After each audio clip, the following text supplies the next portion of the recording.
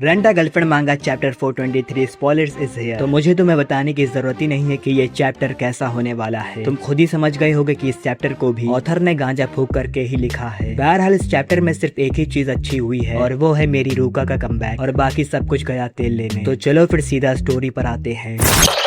Chapter की शुरुआत में हमें दिखाते हैं कि काजुया अपने ड्राइविंग लाइसेंस एग्जाम में पास हो गया था और वो रिजल्ट को देखकर बहुत ज्यादा खुश था। फिर वो रिजल्ट पर अपनी फोटो को देखकर कहता है मुझे असली वाले ड्राइविंग लाइसेंस में बेहतर फोटो खिंचवाने की कोशिश करनी चाहिए। फिर वो खुद से कहता है फाइनली मुझे मेरा ड्राइविंग लाइसेंस मिल गया, जिसे टेम्पररी लाइसेंस भी कहते हैं। सीनियर्स ने मेरे टैलेंट को पहचान लिया है। मैं अब बाकी के लाइसेंस रोड पर ले सकता हूँ। मैं पहले ही मिड पॉइंट हर्डल क्लियर कर चुका हूँ। मैंने पहले ही कोशिश में एग्जाम पास कर लिया है। यार ये तो मेरी सोच से भी आसान था। मुझे 11 जुलाई तक इसे पूरा करने में कोई दिक्कत नहीं होनी चाहिए। फिर काजुया अपनी इमेजिनेशन वर्ल्ड में सोचता है कि मिजुहारा उससे कह रही है तुमने सिर्फ 1.5 महीने में ड्राइविंग लाइसेंस ले लिया। मुझे ऐसे मर्द पसंद है जो मेहनत करके अपनी मंजिल हासिल करते हैं, और मैं इस पूरे समय सिर्फ तुम्हारे बारे में ही सोच रही थी। अब चलो वहीं से शुरू करते हैं जहाँ हमने पहले छोड़ा था। ये कहकर मिजुहारा उसे किस करती है और ये सोचकर काजुया कहता है अरे यार मैं कितना बेवकूफ हूँ, मुझे ये ख्याली चश्मे उतारने होंगे। उस किस के बाद से मेरा दिमाग सिर्फ सेक्स करने के बारे में ही सोचता रहता है, लेकिन यही एक तरीका है जिससे मैं उसे दिखा सकता हूँ कि मैं कितना सीरियस हूँ। ये उसे इम्प्रेस करने के लिए काफी है। मैं कभी हार नहीं मानूंगा मिजुहारा। इसके बाद काजुया अपने फोन में डेटिंग स्पॉट देखकर कहता है उस दिन के बाद से मैंने बहुत सी रिसर्च की है। शहर के सेंटर से मदर फार्म तक गाड़ी से जाने में लगभग 1.5 घंटा लगता है। मदर फार्म कैंटो के सबसे बड़े और मशहूर all in one entertainment complex में से एक है। बेशक वहाँ रंग बिरंगे फूलों के खेत हैं, बहुत से प्यारे जानवर हैं, कई बाग बगीचे और यहाँ तक कि एक अम्यूजमेंट पार्क भी है। हम वहाँ खा भी सकते हैं क्योंकि वहाँ रेस्टोरेंट भी है। प्लस 1.5 घंटा ड्राइव के लिए बिल्कुल सही समय है। उनका recent heart shape sheep event काफी अच्छा रिसीव हुआ है और ये कपल्स के लिए एक सुपर पॉपुलर डेट स्पॉट है। मुझे यकीन है कि मिजुहारा शीप्स के साथ खेलते हुए बहुत प्यारी लगेगी। उसे डेट पर ले जाने के लिए फार्म एक अच्छी जगह है। देखो मुझे लगता है कि काजुया ने सलमान भाई से एडवाइस ली है, तभी तो वो मिजुहारा को फार्म हाउस पर ले जा रहा है।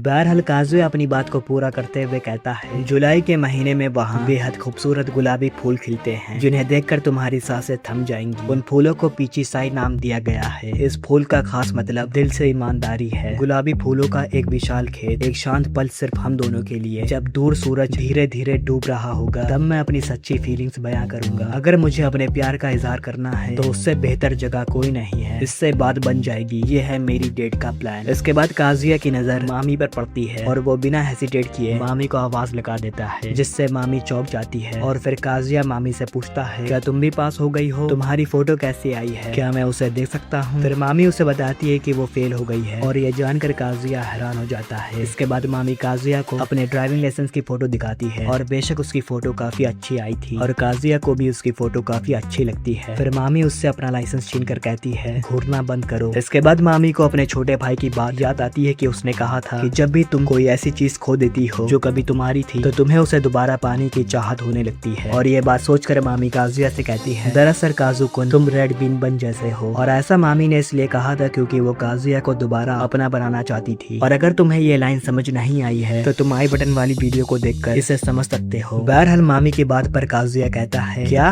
एक रेड बीन बन? क्या मैं मीट बन नहीं हूँ? ये तो एक अनोखी राय है। तो तुम ऐसा सोचती हो? फिर हमें दिखाते हैं कि मामी वहाँ से जा चुकी है और उसके जाने के बाद काजुया कहता है उसने क्या कहा एक रेड बिन बन? क्या इसका मतलब ये है कि मैं मोटा हूँ? इसके बाद हमें काजुया के घर का सीन दिखाते हैं जहाँ पर काजुया एक्सरसाइज करते हुए अपने कन्फेशन लेटर को पढ़ रहा था और फिर वो अचानक से चिल्लाकर कहता है यार मैं नहीं कर सकता। मुझे समझ आ गया है कि मैं कहाँ अपनी फीलिंग्स कन्फेस करूंगा, लेकिन मुझे नहीं लगता कि मैं कभी ये समझ पाऊंगा कि मुझे क्या कहना चाहिए। सुमी ने जैसा कहा था कि मुझे और ज्यादा कॉन्फिडेंस की जरूरत है, लेकिन मैं अपनी सच्ची फीलिंग्स को कैसे एक्सप्रेस करूँ कि ऐसा ना लगे कि मैं दिखावा कर रहा हूँ। मुझे लगता है कि मैं प्यार वर्ड का इस्तेमाल कैसे करता हूँ वही सबसे ज्यादा इम्पोर्टेंट है। क्या मुझे कहना चाहिए कि मैं उससे बहुत प्यार करता हूँ या फिर ये कहना बेहतर होगा कि मैं उसके प्यार में हूँ? फिर काजुया को याद आता है कि पिछली डेट पर जब मिजुहारा ने उसे रिजेक्ट कर दिया था तब रास्ते में उसने काजुया से कहा था अगर मैं तुम्हारी जगह होती तो मैं अपने जैसे इंसान से नफरत करती। ये सोचकर काजुया कहता है उस समय मुझे पूरा यकीन है कि वो कांप रही थी। ऐसा लग रहा था कि वो मुझसे कहीं ज्यादा स्ट्रगल कर रही थी और रो रही थी। अगर वो डिसाइड नहीं कर पा रही है तो मैं उसे जवाब देना चाहता हूँ। इसके बाद काजुया को अपने अपने घर की बेल डोर की आवाज सुनाई देती है और जब वो दरवाजे के बाहर झांक कर देखता है तो उसे दिखता है कि मेरी रूका स्कूल यूनिफॉर्म में उसके घर के बाहर खड़ी है। और इसी सीन पर यह चैप्टर खत्म हो जाता है। तो देखो, अगर ऑथर ने फिर से मेरी रूका को सेक्सुअलाइज किया तो मैं कसम खाता हूँ कि मैं ऑथर की गांड फाड़ दूंगा। अब मैं और सहन नहीं करूंगा, रूका सिर्फ मेरी है। और अगर तुम्हें लगता है कि 11 जुलाई की डेट को मिजुहारा और काजिया कपल बन जाएंगे तो फिर तुम मेरा लौड़ा लो ना मेरा। भाई, इस मांगा का ऑथर रिची है और ये बंदा नस्ली तौर पर भड़वा है। ये पक्का कोई ना कोई रंडी रोना दिखाएगा। बहरहाल, तुम्हारा इस चैप्टर पर क्या ओपिनियन है मुझे कमेंट में जरूर बताना। और अगर तुम्हें वीडियो पसंद आई हो तो वीडियो को लाइक कर देना। चैनल पर नए हो तो सब्सक्राइब करके बेल आइकन को भी दबा देना ताकि तुम्हें ऐसे इंटरेस्टिंग वीडियोस की नोटिफिकेशन मिलती रहे। तो फिर आज के लिए बस करते हैं। मैं मिलूंगा तुमसे नेक्स्ट वीडियो पे। तो बाय बाय।